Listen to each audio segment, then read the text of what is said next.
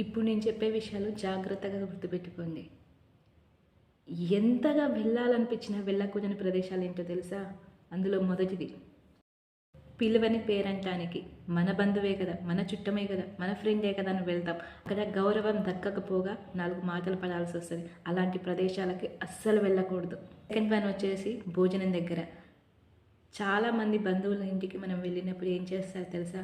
ఒకరికి ఒక విధంగా, ఇంకొకరికి ఇంకో విధంగా, ఒకరికి కొసిరి కొసిరి వడ్డిస్తారు, ఇంకొకరికి నార్మల్గా పెట్టనా వద్దా చాలా ఇలా అడిగేసి వదిలేస్తారు. అలాంటి చోట్లకి అస్సలు అంటే అస్సలు వెళ్ళొద్దు. థర్డ్ వన్ వచ్చేసి మనం ఎదుగుతుంటే 4 మాటలు అనేసి వెనుకకు లాగుతారు చూసారా? అలాంటి వాళ్ళ దగ్గరికి అస్సలు అంటే అస్సలు వెళ్ళొద్దు. ఏ ఇంటి పిల్లలైతే మీకు రెస్పెక్ట్ ఇచ్చి మాట్లాడరో అలాంటి వాళ్ళ దగ్గరికి అస్సలు వెళ్ళకండి. ఎందుకంటే వాళ్ళ పేరెంట్స్ మీ గురించి వాళ్ళ ముందే తప్పుగా మాట్లాడతారు కాబట్టి మీకు రెస్పెక్ట్ ఇవ్వరు వాళ్ళు. ఫైనల్ వన్, ఫిఫ్త్ది అదేంటి అనుకుంటున్నారా? మనం ఎదుగుతున్నాం, ఒక బిజినెస్ పెడుతున్నాం, సలహా కోసం వెళ్ళామనుకోండి, నీకేం చేతనవుతుందిరా అని మనని తక్కువ చేసి మాట్లాడి నీకేది చేత కాదు, నీకేది చేత కాదు, నీకేది చేత కాదు అని మనని ఎదగకుండా చేస్తారు చూసారా? అలాంటి వాళ్ళ దగ్గరికి అస్సలు అంటే అస్సలు వెళ్ళకూడదు. ఇవన్నీ గుర్తుపెట్టుకుంటే మన జీవితంలో తప్పకుండా ఎదుగుతాం.